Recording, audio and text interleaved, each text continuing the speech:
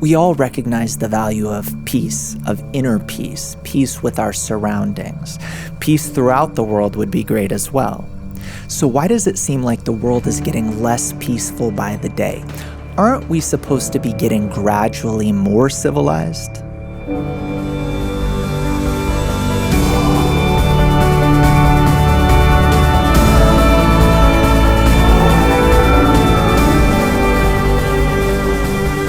It's not like we're not trying. There have been many attempts throughout history, but perhaps this is like trying to train cats to be waiters. As soon as a mouse runs by, we become what we really are inside.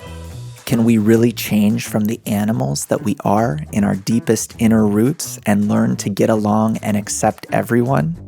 Animals eat each other in order to balance the food chain and the ecosystem to which they belong. Human beings destroy each other just for mischievous delight in doing so. This is called egoism, and each person does it in their own special way.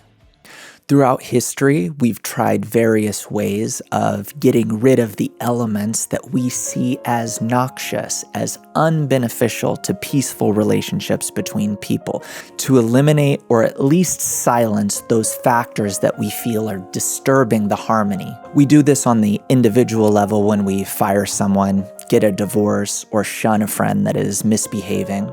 And on the macro level, humanity has done so by trying to eliminate parts of humanity that were seen by certain people as being unbeneficial, undesirables.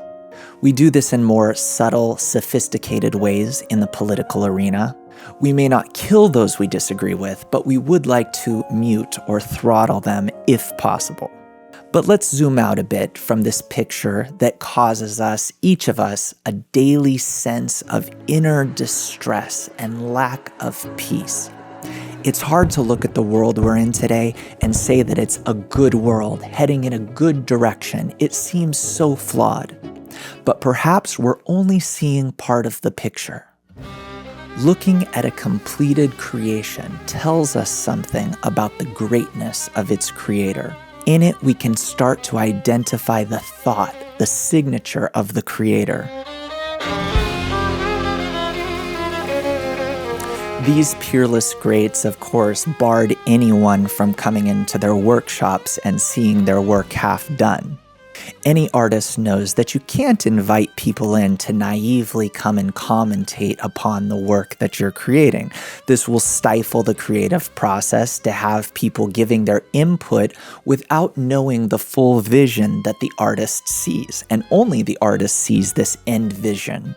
People have to understand and share the artist's end goal to know if the things that are leading up to that goal are good and beneficial or not. It's like judging a fruit that will be tasty and delicious by how it tastes when it's halfway to ripening.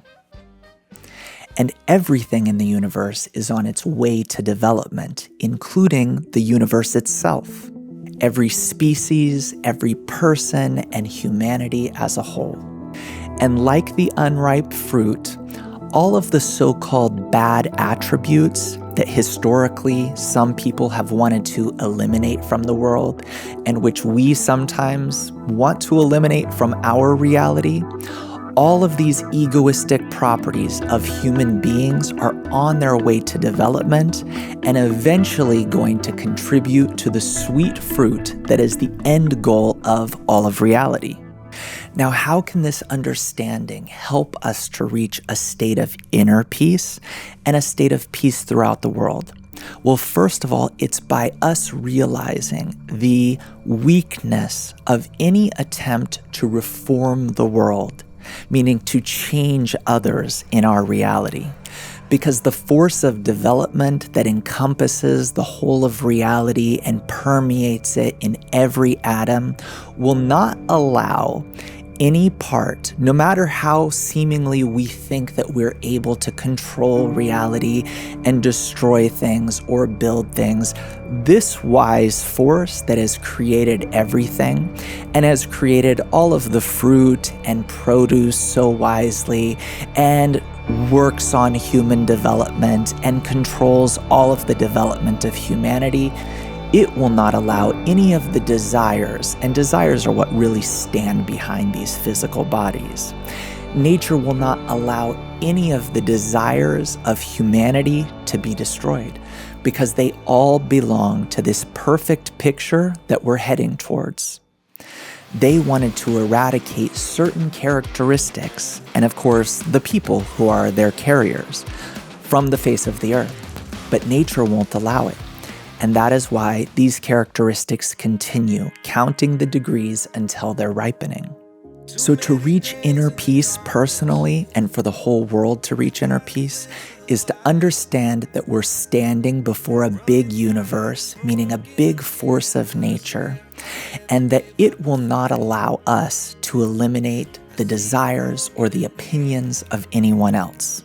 So the first step to inner peace, as simple as this sounds, is to agree that those opinions, all opinions in the world, just imagine all of the opinions that you disagree with, that they will exist, that they will live on forever. If they'll really live on forever, doesn't matter. It's about you reaching this internal finality of the acceptance of everything as coming from nature and as part of a general evolutionary plan for all of humanity. Just like the different qualities inside of the fruit, some of which are sour, some of which are salty, will ultimately contribute to that perfect, tasty, delicious fruit. All of the qualities of human beings need to exist for the end goal that the artist is creating out of us. Therefore, we should simply observe and restrict our desire to change others. As soon as we start to move towards this inner agreement with the law of nature, we start feeling a sense of peace and tranquility. We start to feel how we were misaligned with this law and that it was causing us all sorts of inner turmoil and a lack of peace. From this, we start to feel what are just the seedlings of the opening up of a new perception that comes from compatibility and agreement with nature's law. Because by this, we're harmonizing with the all-encompassing force of nature.